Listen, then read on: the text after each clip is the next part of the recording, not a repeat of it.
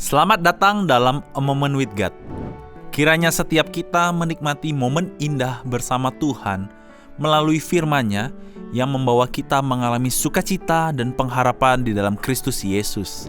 Let us take a moment with God.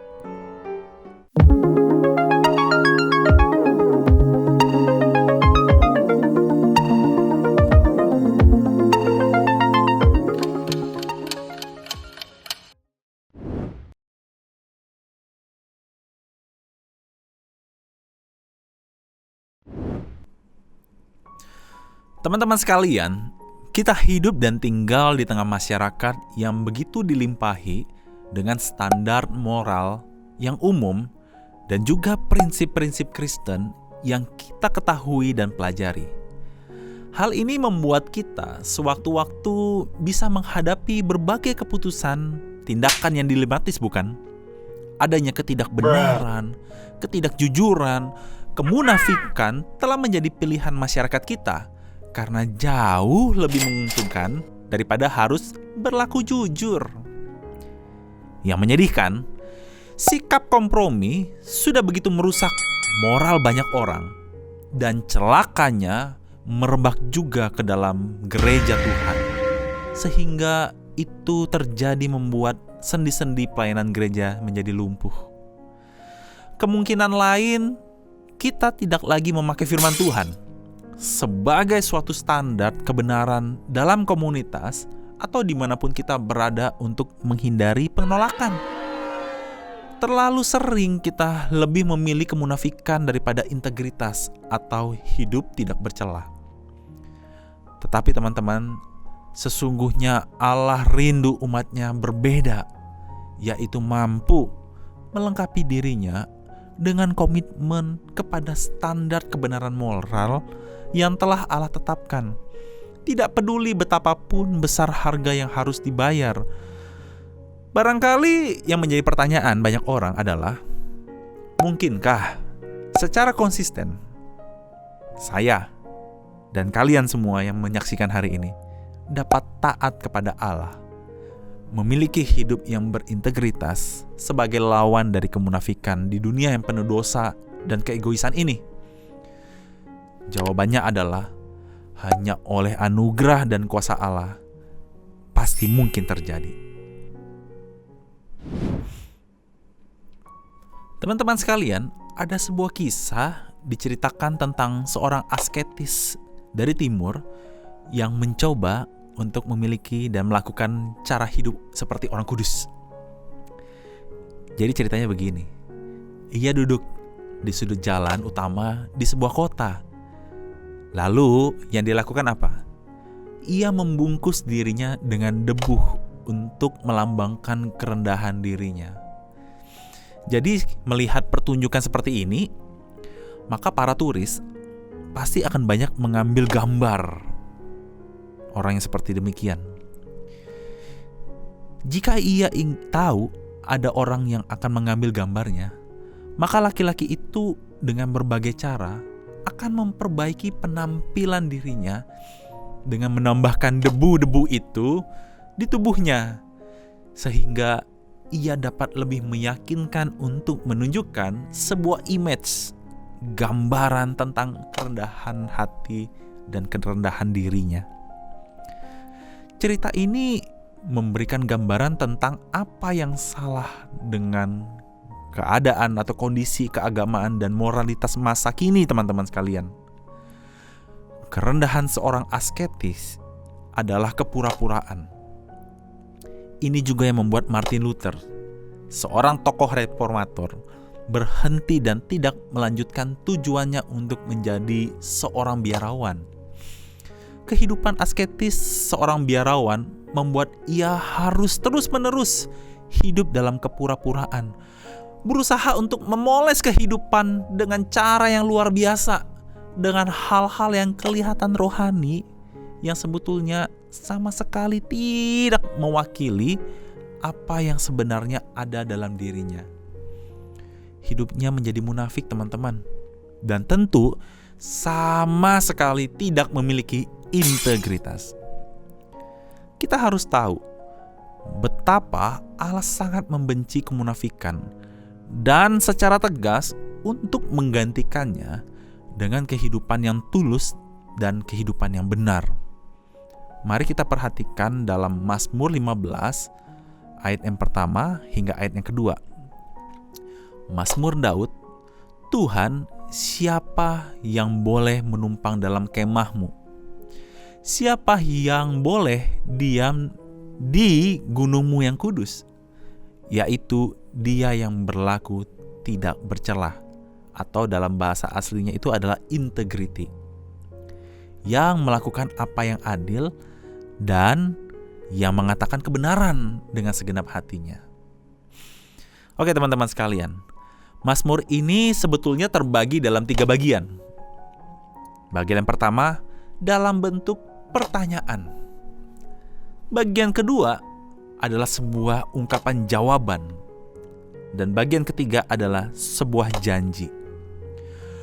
Pemazmur memulai dengan sebuah pertanyaan yang menunjuk pada karakter orang yang berhasrat untuk masuk ke hadirat Tuhan atau ke rumah ibadah. Pertanyaan ini penting teman-teman, karena akan mempengaruhi sikap seseorang dalam beribadah dan bagaimana ia menyembah kepada Allah. Jawaban dari pertanyaan ini disediakan secara berseri dalam 10 kondisi dalam bentuk kalimat atau kondisi positif dan kondisi yang negatif. Coba kita buka dan kita lihat kembali ya di dalam ayat yang kedua. Ini dalam bentuk kondisi yang positif. Berlaku tidak bercelah, melakukan kebenaran atau keadilan, mengatakan kebenaran. Selanjutnya, di ayat yang ketiga, terjadi perubahan kondisi, yaitu kondisi yang negatif. Tidak memfitnah, tidak berbuat jahat, tidak mencelah.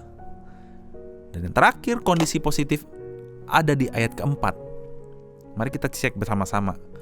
Memandang rendah para bajingan, bersumpah untuk melakukan yang baik. Kondisi negatif pada ayat kelima ada juga yang tertulis di sana. Tidak memakan riba, tidak menerima suap. Jadi teman-teman sekalian, 10 kondisi di atas menunjukkan betapa tidak mudahnya memiliki karakter yang kuat, yang penuh dengan integritas, bukan? Namun, nampak begitu jelas betapa Allah merindukan orang-orang yang datang kepadanya adalah orang-orang yang berintegritas. Contoh tokoh-tokoh Alkitab akan menjelaskan kepada kita bahwa hidup berintegritas bisa dilakukan walaupun tentu sangat berisiko.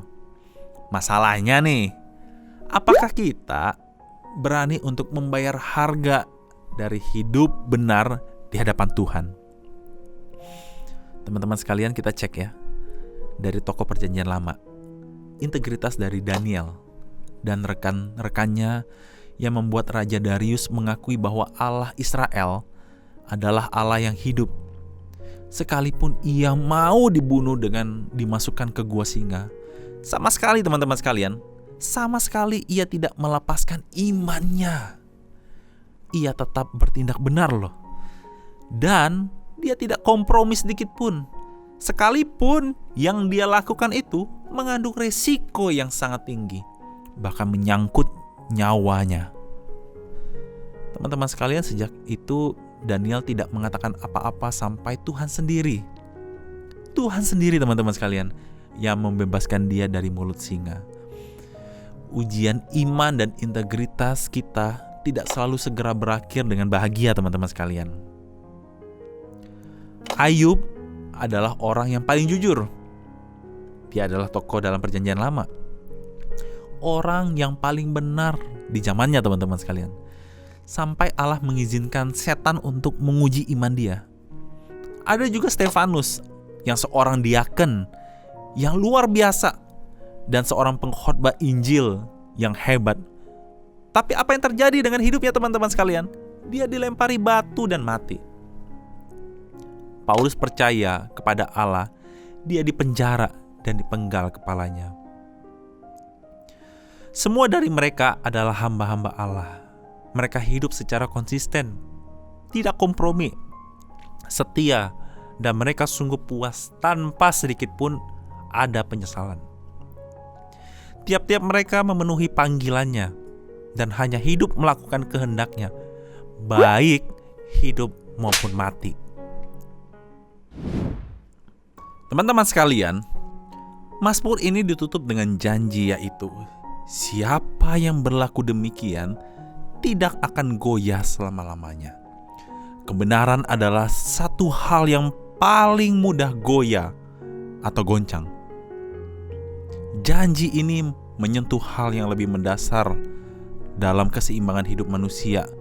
Terlihat dari bagaimana Mazmur ini dibuka dengan pertanyaan, siapa yang boleh tinggal dalam kemah Tuhan? Dan jawabannya adalah orang yang benar atau yang berintegritas. Dan orang-orang seperti itu diberi janji bahwa ia tidak akan goyah pada waktu tinggal dalam hadirat Allah. Seorang ahli berkata bahwa puncak dari proses kedewasaan hidup Kristen apabila setiap orang percaya hidupnya sesuai dengan keserupaan dengan Kristus. Itulah yang dimaksud dengan kekudusan dan integritas yang benar. Mari kita masuk dalam proses ini, teman-teman sekalian, karena ini pun salah satu cara kita mengerjakan keselamatan yang Tuhan sudah anugerahkan kepada setiap kita. Tuhan Yesus memberkati kita sekalian.